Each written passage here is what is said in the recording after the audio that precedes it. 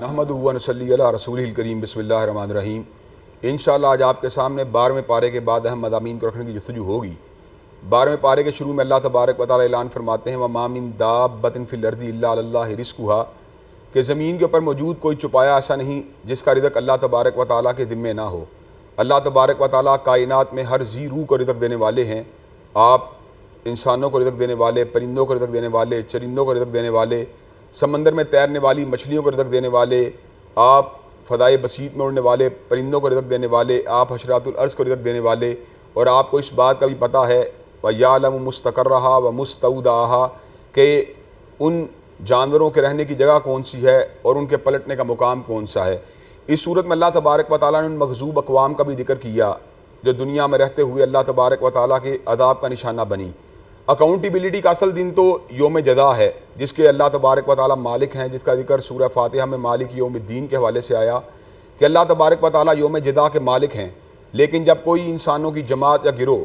دنیا میں رہتے ہوئے ہر قسم کی حدوں سے تجاوز کر جاتا ہے تو اللہ تبارک و تعالیٰ اپنے عذاب کا کوڑا دنیا میں رہتے ہوئے بھی اس کو مارتے ہیں۔ حضرت رسول اللہ صلی اللہ علیہ وسلم نے اللہ تبارک و تعالیٰ کی بارگاہ میں آ کے دعا مانگی کہ اللہ تبارک و تعالیٰ میری امت کو اجتماعی عذاب کے ساتھ تباہ نہ کرنا۔ چنانچہ اللہ تبارک و تعالیٰ نے آپ کی اس دعا کو قبول و منظور فرما لیا اور امت مسلمہ اجتماعی عذابوں کی زد میں نہیں آئے گی، لیکن جزوی اعتبار سے مسلمانوں کا ایک حصہ اللہ تبارک و تعالیٰ کی کسی عذاب کی زد میں آ سکتا ہے، زلزلے کا نشانہ بن سکتا ہے، سیلاب کا نشانہ بن سکتا ہے، اسی طرح کسی چنگھاڑ کا نشانہ بن سکتا ہے۔ اس سے قبل اللہ تبارک و تعالیٰ اپنے ان عذابوں کو مختلف اقوام کے اوپر نازل فرما چکے ہیں۔ اللہ تبارک و تعالیٰ نے مغضوب اقوام کا ذکر بڑی تفصیل کے ساتھ سورہ ہود میں کیا جو اللہ تبارک و تعالیٰ کے عذاب کا نشانہ بنی۔ قوم نوح کے لوگ شرک کے اندر مبتلا ہو چکے تھے، ود، سوا، یغوث، یعوق اور نصر کی پوجا کیا کرتے تھے، ان کے بت بنا کر ان کے سامنے جھکا کرتے تھے۔ حضرت نوح علیہ السلام ان کے سامنے اللہ تبارک و تعالیٰ کی توحید کے پیغام کو لے کے آئے۔ آپ نے 950 برس تک اللہ تبارک و تعالیٰ کی توحید کی دعوت ان لوگوں کو دی، جس کا ذکر سورہ نوح میں یوں آیا انی دعوت قومی لیلا و نہارا کہ آپ نے صبح کے دھندلکوں کو نہیں دیکھا، رات کے اندھیاروں کو نہیں دیکھا، چلچلاتی اور کڑکتی ہوئی دوپہروں کو نہیں دیکھا، سردی کی شدت کو نہیں دیکھا، گرمی کی حدت کو نہیں دیکھا۔ آپ پیہم تواتر کے ساتھ اللہ تبارک و تعالیٰ کی توحید کی دعوت دیتے رہے، لیکن حضرت نوح علیہ السلام کی قوم کے چند درجن لوگ ہی صرف ہلکا بگوش اسلام ہوئے۔ حضرت نوح علیہ السلام 950 برس تک جب اللہ تبارک و تعالیٰ کی توحید کی دعوت دے چکے تو آپ پر اللہ تبارک و تعالیٰ نے اس وحی کا نزول فرمایا اِنَّهُ لَن يُؤْمِنَ مِن قَوْمِكَ إِلَّا مَن قَدْ آمَنَ اے نوح اب آپ کی قوم کے مزید لوگ ہلکا بگوش اسلام نہ ہوں گے۔ حضرت نوح علیہ السلام نے ایسے عالم میں اپنی قوم کے ان شقی القلب لوگوں کے لیے جو دعوت دین کی وجہ سے آپ کو اذیتوں کا نشانہ بناتے رہے، آپ کو دیوانہ اور مجنوں کہتے رہے،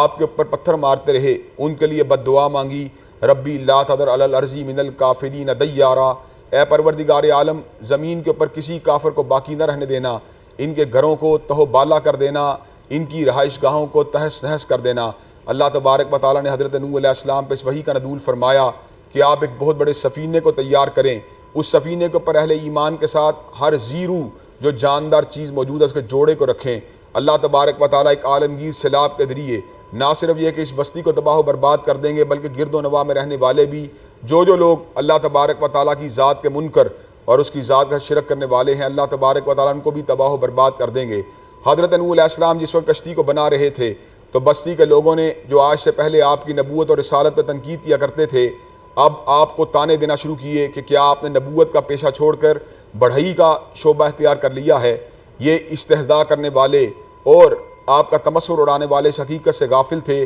کہ اللہ تبارک و تعالیٰ کا بہت بڑا عذاب عن قریب ان کو اپنی لپیٹ میں لے لے گا۔ حضرت نوح علیہ السلام جب کشتی کو بنا چکے، جب آپ نے اپنے سفینے کے اوپر اہل ایمان کو سوار کروا لیا اور ہر ذی روح کو بٹھا لیا تو آپ نے اپنے بیٹے کو بھی توحید کی دعوت دی اور بیٹے کو یہ بات کہی یا بنی ارکم معنا ولا تکن مع الکافرین اے بیٹے تم بھی ہمارے ہمراہ ہو جاؤ، ہماری کشتی میں سوار ہو جاؤ اور کافروں میں شامل مت ہو۔ بیٹے نے جواب میں بڑے عجیب الفاظ کہنے لگا ساوی الی جبل یعصمنی من الماء وہ سامنے اونچا جو پہاڑ نظر آ رہا ہے وہ مجھے اللہ تبارک و تعالیٰ کے عذاب سے بچا لے گا۔ حضرت نوح علیہ السلام نے اس بات کا جواب یوں دیا لا عاصم اليوم من امر اللہ الا من رحم کہ اللہ تبارک و تعالیٰ کا جب عذاب آ جاتا ہے تو بڑے بڑے پہاڑ ٹل جاتے ہیں اور جب اللہ تبارک و تعالیٰ کا حکم نہیں ہوتا تو پتا بھی حرکت نہیں کر سکتا۔ اللہ تبارک و تعالیٰ کے نبی نوح علیہ السلام اپنے بیٹے کو سمجھا رہے تھے کہ بستی کے اندر اللہ تبارک و تعالیٰ کا عذاب داخل ہو جاتا ہے، وحال بینہم الموج فکان من المغرقین، ایک لہر آتی ہے اور حضرت نوح علیہ السلام کے بیٹے کو بہا کے لے جاتی ہے۔ حضرت نوح علیہ السلام اللہ تبارک و تعالیٰ کی بارگاہ میں آ کے استدعا کرتے ہیں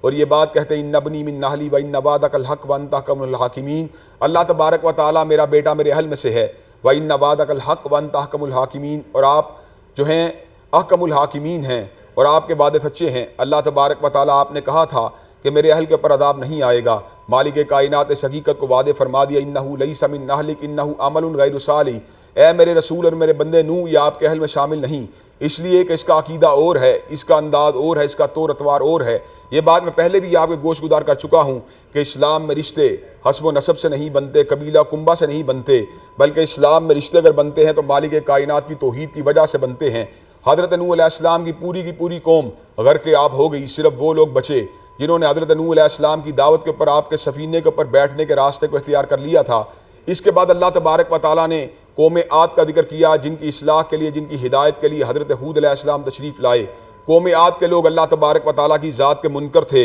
اور اپنے بارے میں اس بات کا گمان کیا کرتے تھے من اشد منا قوہ، ہم میں چونکہ بہت زیادہ طاقتور ہے اس لیے ہم سے بڑا طاقتور کوئی نہیں ہو سکتا۔ وہ اس حقیقت کو فراموش کر چکے تھے کہ وہ اللہ جس نے قوم عاد کو بنایا ہے وہ ان سے کہیں طاقتور ہے۔ حضرت ہود علیہ السلام ان کو یہ بات کہتے رہے میری قوم کے لوگوں تمہیں اپنی طاقت کے اوپر گھمنڈ ہے، لیکن تم اللہ تبارک و تعالیٰ سے اپنے گناہوں کی بخشش کو طلب کیا کرو، یرسل السماء علیکم مدرارا ویزدکم قوۃ الی قوتکم، وہ تمہارے اوپر فراواں بارشوں کا بھی نزول فرمائے گا اور تمہاری طاقت کے اندر بھی اضافہ فرما دے گا۔ قوم عاد کے لوگ حضرت ہود علیہ السلام کی دعوت کو قبول کرنے کے اوپر مادہ و تیار نہ ہوئے، یہاں تک کہ اللہ تبارک و تعالیٰ نے ان لوگوں کو جنہیں اپنی طاقت کے اوپر گھمنڈ تھا ان کے اوپر اپنی ہواؤں کو، اپنی ہوا کو مسلط یوں کیا کہ ہوائیں چنگھاڑتی ہوئی ان کے اوپر آ کے لپکیں اور انہوں نے اکھاڑ کے ان کو زمین کے اوپر یوں پرے پھینکا کانہم اعجاز نخل حاویہ، جس طرح زمین کے اوپر کٹے ہوئے کھجور کے تنے پڑے ہوں۔ قوم عاد بھی تباہی و بربادی کا نشانہ بنی اور اللہ تبارک و تعالیٰ کی طرف سے آنے والے تیز دھار ہواؤں کی زد میں آ کر حسو خاشاک کی طرح دنیا سے ان کے نام کو مٹا دیا گیا۔ قوم سمود کے لوگوں کی اصلاح کے لیے حضرت صالح علیہ السلام تشریف لائے، آپ نے ان کو اللہ تبارک و تعالیٰ کی توحید کی دعوت دی، انہوں نے حضرت صالح علیہ السلام کی دعوت کو ٹھکرا دیا اور یہ بات کہی اگر آپ اللہ تعالیٰ کے رسول ہیں تو ہمیں اللہ تبارک و تعالیٰ کی اسی نشانی کو ہمارے سامنے پیش کریں۔ حضرت صالح علیہ السلام نے اللہ تبارک و تعالیٰ سے دعا مانگی، اللہ تبارک و تعالیٰ نے جناب صالح علیہ السلام کی دعوت کو قبول کیا، دعا کو قبول کیا۔ اللہ تبارک و تعالیٰ نے ان کی دعا کے اوپر ایک پہاڑ کو شق کیا، اس میں سے ایک اونٹنی کو پیدا کیا جسے قرآن مجید میں ناقۃ اللہ کہا گیا ہے۔ وہ اونٹنی جو بن باپ اور بن ماں کے پیدا ہوئی تھی، اس نے باہر نکل کے ایک بچہ دیا۔ اللہ تبارک و تعالیٰ کی اتنی بڑی نشانی کہ بن باپ کے ایک بچہ بھی پیدا ہو گیا۔ اب یہ اونٹنی بستی کے چراگاہوں میں چرتی تھی، اتنا دودھ دیتی تھی کہ تمام بستی کے لوگ بھی اگر دودھ پیتے تو پھر بھی اس کا دودھ جو تھا اس کے تھنوں کے اندر موجود ہوتا۔ بستی کے لوگ اتنی بڑی نشانی کو دیکھ کر آئے، ہدایت کے اوپر نہیں آئے، بلکہ ظالموں نے اونٹنی کے قدموں کو کاٹ ڈالا۔ اللہ تبارک و تعالیٰ کا غصہ حرکت میں آیا، اس کو جلال آیا۔ اللہ تبارک و تعالیٰ نے چنگھاڑ کو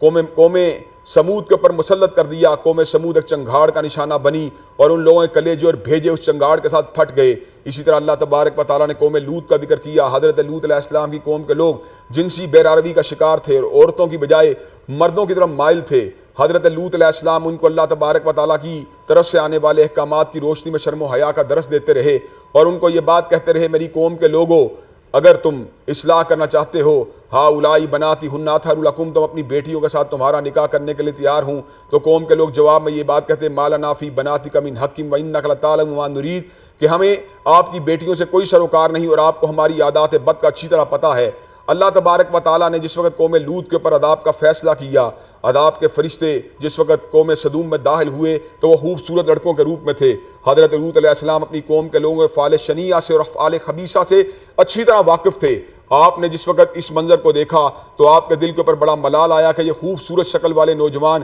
کہیں بستی کے لوگوں کی شکاوت کا نشانہ نہ بن جائیں۔ ان لوگوں نے سیدنا لوط علیہ السلام کو تسلی دی اور یہ بات کہی ہم آپ کے رب کے بھیجے ہوئے جو ہیں پیامبر ہیں، رسول ہیں، یہ بستی کے لوگ ہمارا کچھ بھی نہیں بگاڑ سکتے۔ بستی کے لوگ جس وقت حضرت لوط علیہ السلام کے گھر میں موجود مہمانوں کو، خوبصورت مہمانوں کے بارے میں مطلع ہوتے ہیں، وہ آپ کے گھر کا محاصرہ کرنے کی کوشش کرتے ہیں۔ اللہ تبارک و تعالیٰ نے جب ان کے اوپر عذاب علیم کا نزول فرمانے کا ارادہ کر لیا تھا، اللہ تبارک و تعالیٰ نے حضرت لوط علیہ السلام اور ان کے گھر والوں کو بستی سے نکل جانے کا حکم دیا۔ لوط علیہ السلام کی بیوی جو اپنی قوم کی خیرخواہ تھی، وہ بھی ان لوگوں میں شامل ہوئی جو اللہ تبارک و تعالیٰ کے عذاب کا نشانہ بن گئے۔ اللہ تبارک و تعالیٰ نے قوم سمود کو زمین سے اٹھایا، آسمان اور زمین کے درمیان معلق کر کے اس کو زمین کے اوپر گرا دیا۔ جب زمین کے اوپر وہ گرے تو اللہ تبارک و تعالیٰ نے بلندی سے گرنے والوں کے اوپر اپنے پتھروں کو یوں برسایا جس طرح نشانہ مارنے والے گائیڈڈ میزائل ہوں، وہ ہر مجرم کے اوپر اس طرح گر رہے تھے جس طرح ان کو اس بات کا حکم دیا گیا ہو کہ تم نے مجرم کو جو ہے اس کے بھیجے کو پاش پاش کر دینا ہے۔ قوم لوط کے لوگ قصہ پارینہ بن گئے۔ قوم مدین کے لوگوں کی ہدایت کے لیے حضرت شعیب علیہ السلام تشریف لائے۔ قوم مدین کے لوگ اللہ تبارک و تعالیٰ کی ذات کے ساتھ شرک کرنے کے ساتھ ساتھ کاروباری معاملات کے اندر بے تعدالی کا شکار تھے، کم ماپتے تھے، کم تولتے تھے۔ حضرت شعیب علیہ السلام ان کو اس بات کی تلقین کرتے رہے، پورا تولا کرو، پورا ماپا کرو۔ وہ جواب میں بڑی عجیب بات کہنے لگے، اصلاتک تامرک ان نترک ما یعبد آباؤنا او ان نفعل فی اموالنا ما نشاء انک لانت الحلیم الرشید۔ شعیب تیری نماز بڑی عجیب ہے، یہ ہمیں اپنی مرضی سے معبودان باطل کی عبادت بھی نہیں کرنے دیتی، اور مسجد سے باہر آ کے کاروباری منڈیوں کے اندر یہ ہمیں کاروبار کے اندر منافع کمانے سے بھی روکتی ہے۔ وہ حضرت شعیب علیہ السلام کی مخالفت میں تل چکے تھے۔ حضرت شعیب علیہ السلام نے ان کو یہ بات سمجھائی کہ جس وقت میں تمہیں کسی بات کی نصیحت کرتا ہوں، اما ارید ان اخالفکم، میں اس وقت تمہاری مخالفت نہیں کر رہا ہوتا، ان ارید الا الاصلاح، میں تو تمہاری اصلاح کی نیت سے تمہیں راہ حق کی طرف بلاتا ہوں۔ قوم مدین کے لوگ جب حدود سے تجاوز کر گئے تو اللہ تبارک و تعالیٰ نے ان کے اوپر اسی طرح چنگھاڑ کو مسلط کیا جس طرح اللہ تبارک و تعالیٰ نے قوم سمود کے اوپر چنگھاڑ کو مسلط کیا تھا۔ ان کے بھی بھیجے اڑ گئے، وہ قصہ پارینہ بن گئے۔ آج سوچنے کی بات یہ ہے، حضرت رسول اللہ صلی اللہ علیہ وسلم کی دعا کی برکت کی وجہ سے اللہ تبارک و تعالیٰ نے امت محمدی علیہ السلام کو اجتماعی ہلاکت کے گھڑے میں گرنے سے محفوظ و مامون کر لیا ہے، لیکن امت کو بھی اپنے گریبانوں میں جھانکنے کی ضرورت ہے۔ بد اعتقادی کا مسئلہ ہمارے یہاں پر موجود ہے، جنسی بے رحمی والے اعمال ہمارے اندر موجود ہیں، کاروباری معاملات کے اندر ہم بے تعدالیاں کرنے والے ہیں۔ یہ الگ بات ہے کہ اللہ تبارک و تعالیٰ اپنی پناہ اور اپنی عافیت میں ہمیں رکھا ہوا ہے، لیکن ہمیں اس پناہ اور عافیت سے اللہ تبارک و تعالیٰ کے عذاب سے بے نیاز نہیں ہو جانا چاہیے، بلکہ ہمیں اس بات کو سمجھنا چاہیے کہ اللہ تبارک و تعالیٰ جو شدید العقاب ہیں، جو سریع الحساب ہیں، وہ آخرت کے اندر تو عذاب دیں گے ہی، لیکن وہ جزوی طور کے اوپر امت محمدی علیہ السلام کے اوپر بھی جزوی طور پہ عذاب کو نازل فرما سکتے ہیں۔ ہمیں اپنی اصلاح کی ضرورت ہے۔ قوم جو شعیب کا واقعہ، قوم لوط کا واقعہ، قوم ہود کا واقعہ، قوم سمود کا واقعہ، قوم نوح کا واقعہ ہماری بصیرت اور بصارت کو کھولنے کے لیے کافی ہے۔ ہمیں چاہیے قرآن مجید کی ان آیات کے اوپر غور و فکر کرنے کے بعد اپنے عقیدے اور عمل کی اصلاح کی طرف گامزن ہو جائیں۔ اس کے بعد سورہ یوسف ہے جس کو اللہ تبارک و تعالیٰ نے احسن القصص قرار دیا۔ اس کے اندر بہت سے ایسے عبرت والے پہلو موجود ہیں جن کے اوپر غور و فکر کرنے کے بعد انسان جو ہے زندگی کی حقیقت کو بھی بھانپ لیتا ہے اور اللہ تبارک و تعالیٰ کی قدرت کاملہ کو بھی بھانپ لیتا ہے، اور یہ بات اس کے ذہن کے اندر آ جاتی ہے، واللہ غالب علی امرہ ولیکن اکثر الناس لا یعلمون،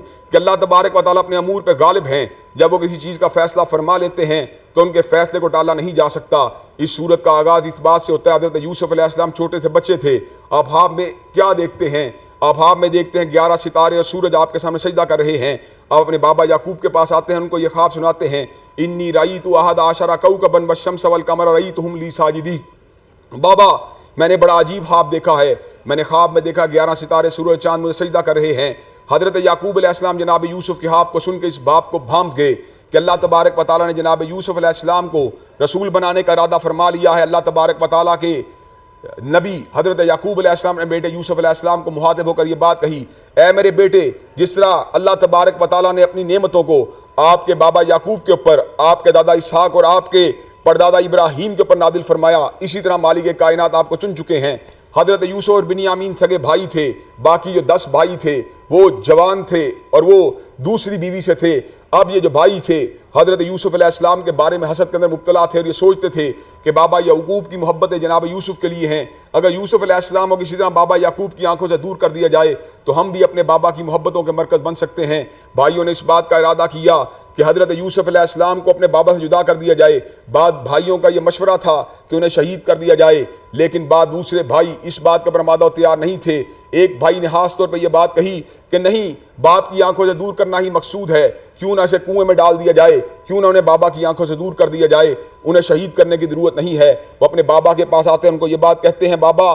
آپ جناب یوسف کے معاملے ہمارے اوپر کیوں بھروسہ نہیں کرتے؟ ہم جنگل میں کھیلنے کے لیے جاتے ہیں، شکار کرنے کے لیے جاتے ہیں، آپ بھیا یوسف کو بھی ہمارے ساتھ روانہ کیجئے۔ ایسے عالم میں جناب یعقوب علیہ السلام اس بات کا جواب دیتے ہیں، جناب یوسف چھوٹے ہیں، آپ نوجوان ہیں، آپ کی عمر کے درمیان ایک گیپ ہے، کہیں ایسا نہ ہو آپ کھیل کود کے اندر، شکار کے اندر مصروف ہو جائیں، یوسف کو پیچھے چھوڑ جائیں اور یوسف کو کوئی بھیڑیا کھا جائے۔ بیٹوں نے اپنے ذہن کے اندر اس بات کو ذہن نشین کر لیا، بابا کے سامنے اصرار کرنے لگے، بابا ہم جوان ہیں، یہ کیوں کر ممکن ہے کہ ہماری موجودگی کے جناب یوسف کو کوئی بھیڑیا کھا جائے۔ بیٹے جو ہیں جناب یوسف علیہ السلام کے مسئلے میں جناب یعقوب علیہ السلام سے اصرار کر کے اپنے بھیا کو ساتھ لے جاتے ہیں، ان کی قمیض کو اتارتے ہیں، انہیں کنویں کے اندر اتار دیتے ہیں، قمیض کے اوپر جھوٹا اور مصنوعی خون لے کر بابا یعقوب کے پاس آ جاتے ہیں اور یہ بات کہتے ہیں، بابا ہم آگے چلے گئے تھے لیکن ہمارے بھائی یوسف کو بھیڑیے نے کھا لیا ہے۔ حضرت یعقوب علیہ السلام کا دل اس بات کو تسلیم نہ کرتا تھا، لیکن آپ نے اس بات کے اوپر خاموشی کو اختیار کر لیا، صبر کی چادر کو اپنے وجود کے اوپر ڈال لیا۔ دوسرا معاملہ یہ تھا، مصر کی طرف جانے والا ایک قافلہ آتا ہے، کنویں کے اندر ڈول کو ڈالتا ہے، جب ڈول کا ڈالا حضرت یوسف علیہ السلام ڈول کے سہارے باہر نکل آتے ہیں۔ خوبصورت بچے کو دیکھ کر مصر سے آنے والے قافلے کی آنکھیں خیرہ ہو گئیں، انہوں نے سوچا اگر اس بچے کو کسی مصر کے امیر گھرانے کے اندر فروخت کر دیا جائے تو اس کے بدلے کچھ پیسے بھی کمائے جا سکتے ہیں۔ حضرت یوسف علیہ السلام کو ساتھ لیا، آزاد ہیں اور آزاد پیدا ہوئے ہیں، ایک نبی کے بیٹے ہیں لیکن ایک غلام کی حیثیت سے فروخت ہو رہے ہیں۔ اللہ تبارک و تعالی اتار اور چڑھاؤ کے مالک ہیں، دنوں کو پھیرنے والے ہیں۔ حضرت یوسف علیہ السلام کو بہت محدود قیمت کے اندر عزیز مصر جو مصر کے وزیر اعظم کے لیول کی ایک پوسٹ کے اوپر فائز تھے، ان کے گھر فروخت کر دیا گیا۔ عزیز مصر انتہائی مہربان اور شفیق انسان تھے، انہوں نے حضرت یوسف علیہ السلام کی بڑے احسن انداز میں کفالت کی۔ اس کفالت کے دوران عزیز مصر کی بیوی حضرت یوسف علیہ السلام کے عمر کے بڑھ جانے کے بعد جب وہ نوجوان ہوئے تو آپ کی ذات کے بارے میں بدنیتی کا شکار ہو گئی۔ ایک دن خلوت میں اس نے حضرت یوسف علیہ السلام کو برائی کی دعوت دی۔ حضرت یوسف علیہ السلام نے اللہ تبارک و تعالیٰ کی طرف سے آنے والی ایک نشانی کو دیکھ کر فوراً سے پہلے اس دعوت کو رد کر دیا۔ ایسے عالم میں جب آپ اس کی دعوت کو رد کر کے باہر کی طرف بھاگے تو اس نے آپ کے دامن کو پکڑا، آپ کا دامن پیچھے سے پھٹ جاتا ہے۔ حضرت یوسف علیہ السلام کا دامن جب پیچھے سے پھٹتا ہے تو سامنے سے عزیز مصر اپنے محل میں داخل ہو رہا ہوتا ہے۔ جو ہی عزیز مصر کو اپنے گھر میں داخل ہوتے ہوئے عزیز مصر کی بیوی نے دیکھا تو اس نے فوراً سے پہلے مکر و فریب کا ایک راستہ اختیار کرتے ہوئے یہ بات کہی کہ آپ اس بچے کے بارے میں، اس نوجوان کے بارے میں کیا کہیں گے جس کی ہم نے اپنے گھر میں کفالت کی ہو لیکن وہ ہمارے ہی بارے میں بری نیت کا شکار ہو چکا ہو۔ اللہ تبارک و تعالیٰ نے حضرت یوسف علیہ السلام کی برات کے اظہار کے لیے محل کے اندر موجود ایک بچے کو قوت گویائی عطا فرما دی۔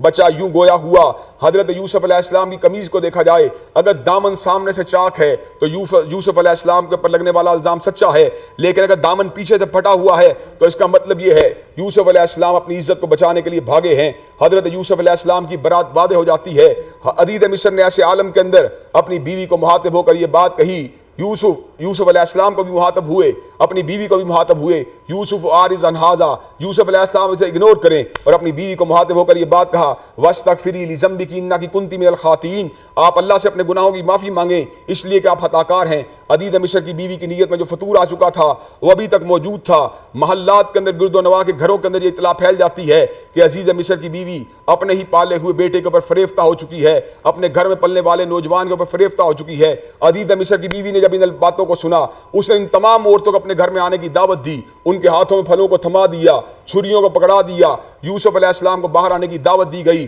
اب وہ جو عورتیں تھیں ان کے ہاتھوں میں پھل موجود تھے، چھریاں موجود تھیں، وہ پھلوں کو کاٹتے کاٹتے اپنے ہاتھوں کو کاٹنا شروع ہو جاتی ہیں اور یہ بات کہنا شروع ہو گئی، یہ انسان نہیں بلکہ یہ تو آسمان سے اترا ہوا کوئی فرشتہ معلوم ہوتا ہے۔ اب ان کے دلوں کے اندر بھی حضرت یوسف علیہ السلام کے بارے میں ایک فطور کی کیفیت پیدا ہو جاتی ہے۔ یوسف علیہ السلام جب اس منظر کو دیکھتے ہیں، اللہ تبارک و تعالیٰ سے دعا مانگتے ہیں، رب السجن احب الی مما یدعوننی الی والا تصرف عنی کیدہن اصب الیہن واکن من الجاہلین۔ اللہ تبارک و تعالیٰ یہ عورتیں جس سمت مجھے بلانا چاہتی ہیں، اللہ تبارک و تعالیٰ اس سے بہتر ہے کہ آپ مجھے جیل خانے کے اندر پہنچا دیں۔ اللہ تبارک و تعالیٰ جو انسانوں کی فریادوں کو سننے والے ہیں، اپنے نیکوکار بندوں کی دعاؤں کو سننے والے ہیں، اللہ تبارک و تعالیٰ نے ان کی دعاؤں کو ایسے عالم میں سن کر ان کو جیل خانے کے اندر منتقل کر لیا۔ جب آپ جیل خانے میں پہنچے، وہاں پر آپ کی ملاقات دو قیدیوں سے ہوتی ہے۔ ایک قیدی نے یہ بات دیکھی تھی کہ وہ انگوروں کو نچوڑ رہا ہے، ایک قیدی نے یہ خواب دیکھا تھا اس کے سر کے اوپر سے پرندے روٹیاں کھا رہے ہیں۔ حضرت یوسف علیہ السلام نے اس بات کی تعبیر ان کو بتلائی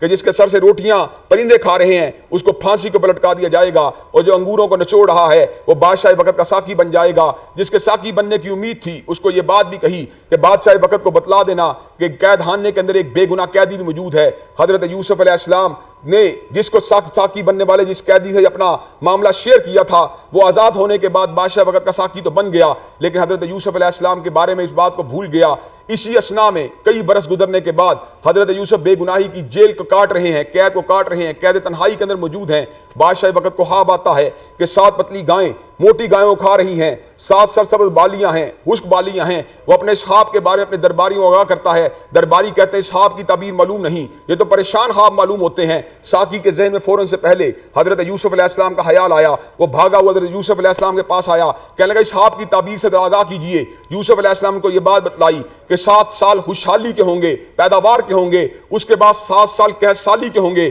عالمگیر قحط پوری دنیا کو لپیٹ میں لے لے گا۔ اگر غلے کو محفوظ کر لیا گیا، پیداوار کو محفوظ کر لیا گیا، مصر قحط سالی کے اثرات سے بچ جائے گا۔ بادشاہ وقت تعبیر کو سننے کی دیر تھی، حضرت یوسف علیہ السلام کو اپنے پاس بلا لیا، لیکن یوسف علیہ السلام نے اس بات کے اوپر